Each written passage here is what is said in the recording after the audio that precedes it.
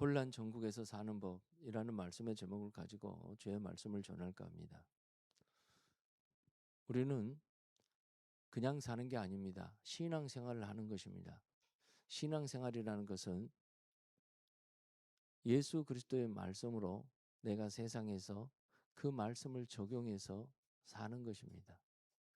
그런데 적용해서 살 때 성령의 역사가 있어야 되고, 그 모든 과정에서 우리는 하나님의 뜻을 이루어가게 될 줄 믿습니다.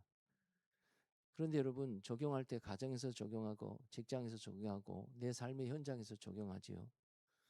그런데 우리가 새로운 선택을 해야 되고 또 새로운 것을 우리가 이렇게 추구할 때가 있습니다. 우리는 그때 과연 어떻게 해야 되냐라는 거예요. 특별히 내가 지금 살고 있는 가정과 그 다음에 사회가 굉장히 혼란한 전국에 있을 때 과연 우리는 어떻게 살아야 되는가라는 거예요. 이 당시 이스라엘 백성들에게는 굉장한 혼란한 전국이었어요. 무엇보다도 이스라엘 땅은 하나님의 나라가 있고 하나님의 통치가 임하는 땅이었습니다. 사사기 시대에 엄청난 영적인 암흑기에서 하나님께서 한 선지자를 세웁니다. 그것이 바로 사무엘이죠. 하나님께서 사무엘이 말을 하나도 땅에 떨어지지 않게 함으로써 사무엘이 말한 것마다 이 땅에 이루어 주시고 하나님의 질서가 이렇게 착착 진행되어서 이루어져 가는 것을 볼 수가 있습니다. 그런데 하나님께서 이스라엘 백성들의 요구에 따라서요, 때가 되지도 않았는데 왕을 구했어요. 그래서 급히 왕의 기름 부은 사람이 누굽니까? 사울이라는 거예요. 근데 사울이 왕이 되는 과정에는 그래도 하나님의 어떤 찾고 또 겸손한 모습도 보인 적도 있었고 그랬지만, 왕이 되고 난 이후로는요, 아주 걷잡을 수 없이 자기 마음대로 사는 거예요. 특별히 주님의 말씀에 그렇게 순종하지 않고, 그리고 또 하나님 그 어떤 전쟁에 나가서도 자기들의 군대의 숫자나 자기들의 어떤 그 무기나 그런 형편만 보고 싸우려고 했고, 그리고 전혀 그 적의 숫자나 보고 자기 형편이 안 되면 싸우지도 않고 도망가고 그런 일도 있었고요. 그리고 숨어 있는 상황이 있었고요.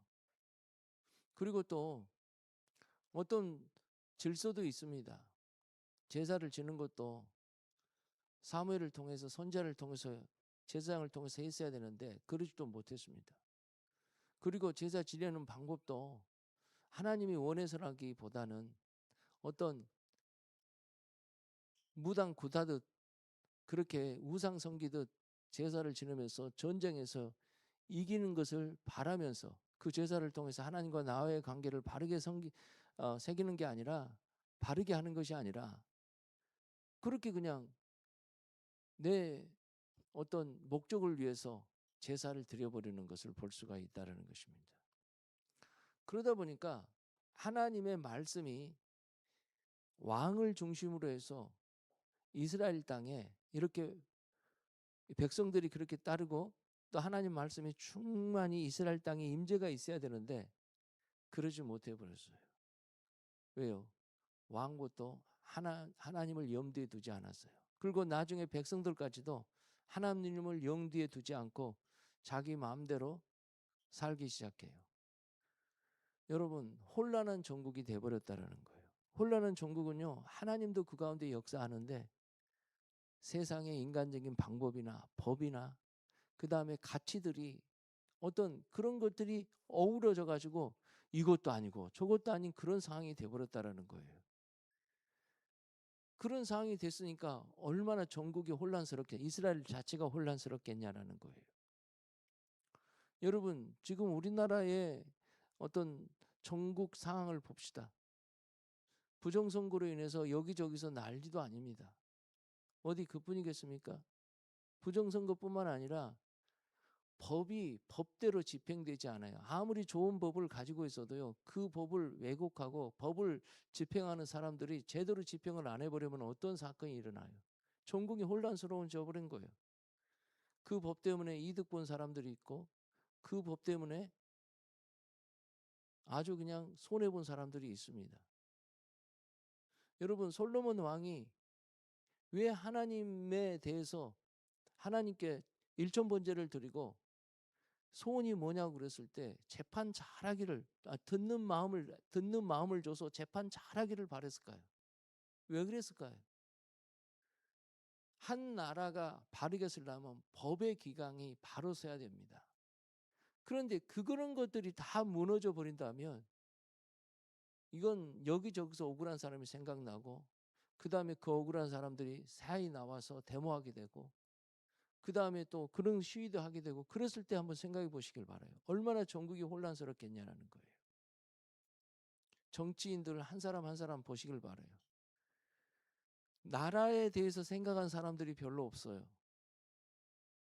다들 무슨 생각이에요? 자기가 가지고 있는 사상과 그 다음에 자기가 가지고 있는 기득권만 유지하려고 그 생각만 있는 것입니다. 특별히 여야 정치인들 한결같이 보시길 바라요. 그 사람들의 모습에서 어떤 모습을 봐요? 다 어떻게 하면 자기 기득권을 유지하려고 하는 거예요. 여러분, 그것이 정치가 그러다 보니까 그 다음에 또 법이 또 제대로 서지 못하 버리니까 이건 국가 기강이 다 흐트러져 버려요. 그래서 나라가 어수선해져요. 직장에서도 역시 마찬가지입니다. 그런 상황에서 어떻게 하겠냐는 거예요. 전국이 혼란한 상황. 세상 사람들이야 자기 이득을 쫓아서 따라가겠지요. 그런데 예수 믿는 사람은 자기 이득을 위해서 쫓아갈 수 있는 것도 아닙니다. 그런데 놀랍게도 이스라엘 백성들은 그렇지 못했다라는 것입니다. 하나님의 때를 기다릴지도 못했고요. 그 다음에 자기 어떤 세상의 어떤 풍조에 따라서 왕이 필요하다니까 왕을 달라 그랬었고요. 그뿐이 아니었습니다.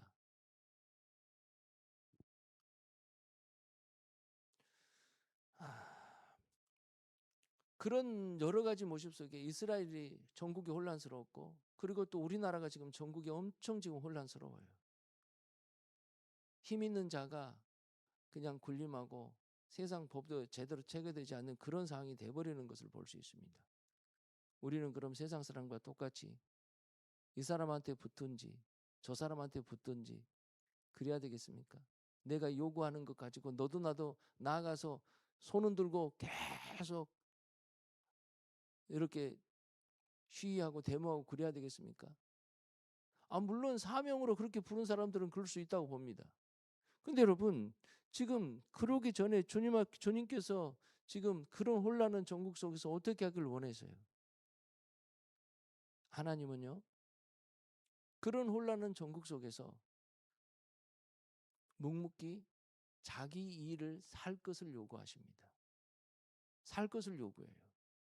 그러니까 지금은 그런 종교에서 함부로 내가 어떤 것을 할 수 있도록 결정하는 상황이 아니라는 것입니다. 결정하지 않고 무엇부터 하라는 거예요? 지금 있는 일에서 너에게 주어진 일에 충성하라는 거예요. 열심을 품고 있으라는 거예요. 그리고 하나님께서 어떤 기회를 줄 거라는 거예요. 그렇죠? 자, 오늘 본문에서 보게 되면요. 하나님께서 사무엘에게 얘기를 합니다.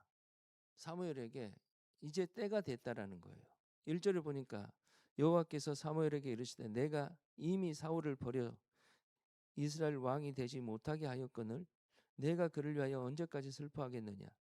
너는 뿔에 기름을 채워 가지고 가라. 내가 너를 베들레헴 이새에게로 보내리니 이는 내가 그의 아들 중에서 한 왕을 보았느니라 하시는지라. 그래요. 그러니까 원래 하나님의 뜻은 바로 16장에 있었던 거예요. 사울 왕에 있었던 게 아니었어요. 지금 우리가 해야 될 것은 어떤 것이냐? 혼란한 전국 속에서 어떤 세상에 돌아가는 상황을 보고 내가 판단해서 내가 줄 서는 것도 아니었고 내가 뭘 결정해서 새로운 것을 추진한 것도 아니었다라는 것입니다. 이때일수록 어떻게 해야 돼요? 사무엘이 하나님 음성에 귀를 기울였듯이 우리는 하나님의 음성에 귀를 기울여야 될 줄 믿습니다. 귀를 기울여야 돼요. 우리가 해야 될 것은 하나님 음성에 귀를 기울여야 돼. 그래서 하나님께서 뭐라는 거예요? 사무엘에게 이르시되 야 이제 때가 됐다라는 거예요. 그러니까 이 혼란한 전국은 왜 일어났어요? 때가 되지 않는 상태에서 사람들의 요구로 어쩔 수 없이 하나님께서 그 요구를 채워주는다는데 그 요구가 결국은 불량이 돼버렸다라는 것이에요. 불량이. 그래서 사울 왕을 통해서 이스라엘이 혼란한 종국이 됐던 것처럼 하나님의 때도 역시 마찬가지입니다. 하나님의 때가 임하니까 어떻게 해요? 하나님의 사람을 세울 때가 왔다라는 거예요. 그래서 사무엘은 이새의 집에 가는 것을 볼 수 있습니다. 여러분, 이새는 왜 이새를 여기서 두 번씩이나 반복했을까요? 하나님의 어떤 일들은요, 하루아침에 그냥 뭐 하늘에서 뚝 떨어진 것처럼 그렇게 내려진 것이 아니었다라는 거예요. 오늘 여러분 룻기를 보시면 그 룻기 한 권의 책이 이렇게 지어줄 수 있었던 것은요, 바로 이 얘기 때문에 그렇습니다. 4장 18절에 베레스의 계보는 이러하니라. 베레스는 헤스로를 낳고 헤스로는 람을 낳고 람은 아미나답을 낳고 아미나답은 나손을 낳고 나손은 살몬을 낳고 살몬은 보아스를 낳고 보아스는 오벳을 낳았고 오벳은 이새를 낳고 이새는 다윗을 낳았더라. 지금 여기서 몰래 하나님의 다 계획이 있었고요, 때가 있었다라는 것입니다. 그런데 그 때를 기다리지 못했던 사람들은요, 혼란한 전국 속으로 빠져들 수밖에 없었어요. 그 당시 누구보다도 신실했던 사무엘이 있었음에도 불구하고 혼란한 전국 속에 빠져들어갈 수밖에 없었어요. 왜요? 하나님의 때를 기다리질 않았기 때문에 그렇다라는 거예요. 여러분, 우리가 지금 나라가 이렇게 혼란스럽습니다. 그러다 보니 직장도 혼란스럽고요. 어디 그뿐입니까? 사회가 다 혼란스럽습니다. 만나는 사람들마다 다 이 얘기 저 얘기 하면서 자기 주장만 펼치고 있습니다. 하나로 통합되고 하나로 되려고 하는 사람들이 전혀 없습니다. 그때 우리는 뭘 해야 되겠습니까? 하나님의 때를 기다리는 거예요. 하나님의 때를 기다리면서 우리는 뭘 해야 돼요? 주의 음성에 귀를 기울여야 됩니다. 그러니까 하나님께서 분명히 어떤 일들을 해 나간다니까요. 근데 하나님의 때를 기다리라는 거예요. 우리 교회가 있잖아요. 이쪽에서 저쪽에서 그 처음에 개척했던 그 동천교회 사거리에서 2층에서 개척했잖아요. 그런데 두 번째로 그걸 옮길 때 이쪽으로 옮겼습니다. 바로 주공 1단지 앞에 상가 2층에 100평이었어요. 그런데 그때 이제 분위기상 교회를 한번 옮겨야지 분위기가 괜찮겠다 싶은 생각이 됐어요. 그래가지고 저쪽 무슨 아파트더라? 김정희 권사님 사는 아파트. 에? 라이프 앞에 커튼집이 있었어요. 그런데 그곳에 계약까지 했었습니다. 계약까지. 분위기상 옮기려고 했어요. 그런데 계약까지 해놓고요, 취소를 했습니다. 그 사람 집주인이 참 괜찮은 사람이더라고. 100만 원 걸었는데 다시 내주더라고. 원래 안 주는데 주는 거라고 그러더라고요. 고맙다고. 하나님의 축복이 임하게 달라고. 그분이 천주교인이었어요. 그러니까 그리고 나서 하나님의 때를 구했어요. 그런데 여기를 딱 가보니까 지하실에 교회가 있네. 이건 아니다 싶어서 무슨 뭐 여기서 위아래 교회가 같이 있어야 되냐, 그게 아니다 싶어가지고 지하실에 교회 있어서 안 되겠다고 그랬더만. 그런데 거기 지하실에 있는 목사님이 전화가 왔어요. 나는 여기서 목회를 접을 테니까 들어오라고요. 그래서 하나님의 때가 돼서 그분도 주님이 모셔가시고 데려가시고, 그 다음에 또 그곳에 2층에 그렇게 교회를 이전할 수 있었다라는 거예요. 때가 되지 않는 상태에서 분위기 보고 그렇게 옮기려고 했다니까 혼란스럽고요, 사람 고생만 했다 이것이죠. 우리가 그런 경우 많이 있어요, 없어요? 많이 있더라 이것이죠. 그래서 저와 여러분들이요, 때가 아닐 때는 움직인 게 아닙니다. 그래서 어느 때든지 뭐합니까? 하나님 말씀을 붙들고 말씀을 듣고 기다려 있어야 되는 것입니다. 그리고 자기 일에 충실하라는 거예요. 할렐루야. 할렐루야. 그래서 자기 일에 충실하는, 이때 움직이게 되면요, 고생길이 아주 그냥 환히 열려 있다라는 거예요. 그리고 이제 우리가요, 혼란한 전국 속에서 하나님의 때를 기다리라라는, 하나님의 말씀 듣고 때를 기다리라, 그 얘기했지요. 그 다음에 혼란한 전국 속에서 우리가 그 전국 속에 휩쓸려 가지 않으려면, 혼란한 전국이라는 것은 가정일 수도 있습니다. 그 다음에 또 사회일 수 있어요. 한 나라일 수 있습니다. 그런 것에 우리는 쉽게 휩쓸려 버려요. 휩쓸려 버리면요, 그곳에 들어가서 시간 낭비, 돈 낭비, 잘못하면 건강까지 잃어버립니다. 고통스러운 거예요. 여러분, 그렇게 했을 때 우리는 어떤 모습으로 살아가야 되겠습니까? 오늘 본 말씀은 보겠습니다. 6절 다 같이 한번 보겠습니다. 시작. 그들이 오매 사무엘이 엘리압을 보고 마음에 이르기를 여호와의 기름 부으실 자가 과연 주님 앞에 있도다 하였더라. 그러니까 엘리압이 키도 크고 잘생겼나 봅니다. 그랬을 때 7절 다 같이 봅시다. 시작. 여호와께서 사무엘에게 이르시되 그의 용모와 키를 보지 말라. 내가 이미 그를 버렸노라. 내가 보는 것은 사람과 같지 아니하니 사람은 외모를 보거니와 나 여호와는 중심을 보느니라 하시니라 그래요. 여기서 지금 뭐 하고 있습니까? 지금 보십시오. 혼란한 전국 속에서 우리는 실수하지 않고 우리가 하나님의 일을 해 나갈 때 외모 보면 안 됩니다. 어차피 우리는 우리끼리 이 땅에서 살아가는 게 아니잖아요. 어떤 일을 결정할 때 사람하고 결정해서 사람들과 연합해서 함께해서 가는 거잖아요. 그러려면 사람의 외모를 봐서는 안 되는 거예요. 아, 저 사람은 나와 함께하면 뭔가를 할 수 있겠다. 저 사람은 나하고 함께하면 내가 무슨 사업에 성공할 수도 있겠다. 저 사람이 함께하면 뭔가 많은 것들을 이룰 수 있겠다라고 싶은 생각이 듭니다. 여러분, 오늘 본문에서 뭐라 그래요? 사무엘도요, 외모를 보는 사람이었어요. 보면서 여호와의 기름 부으실 자가 과연 주님 앞에 있도다 하였더니 그래요. 사무엘이 누굽니까? 영적인 사람이요. 그도 외모를 봤어요. 여러분, 아무리 영적으로 충만한 사람도요, 사람의 외모를 보고 잘못된 선택과 판단할 수 있어요, 없어요? 있어요. 혼란한 전국 속에서 겉모습 보면 안 돼요. 혼란한 전국 속에서 지금 되어지는 사회 현상을 보면서요, 내가 마음을 두든지 어떤 결정을 하든지 그러면 절대로 안 된다라는 것입니다. 여기서 봐야 될 것은 뭘 보라는 거예요? 그의 속사람을 보라는 거예요. 그의 속사람을 통해서 내가 함께 동업할 수 있겠는가? 그의 속사람을 통해서 내가 그 사람을 내가 함께 어떤 일들을 도모할 수 있겠는가 보라는 것입니다. 그런데 우리는 겉모습 봐요. 그러니까 고생길이 확 열리는 거예요. 그래서 사람 만나 잘못 만나든지 사람 만나 이게 잘못하든지 그러면요, 골치 아픈 것입니다. 그래서 처녀 총각들이 결혼을 할 때요, 겉모습 보면은 진짜 그것은 망한 지름길이 돼버리는 거예요. 겉모습 보버리면요. 겉모습 보고 괜찮은 것 같죠? 아니에요. 돈이나 보고 그 사람 외모나 보고 그러면요, 그 외모 보고 실망한 거예요. 그 사람이 어떤 상황 보고 실망하는 거예요. 사람은요, 나이가 50, 60 되면요, 다 비슷해져요. 똑같아져요. 그래, 안 그래요?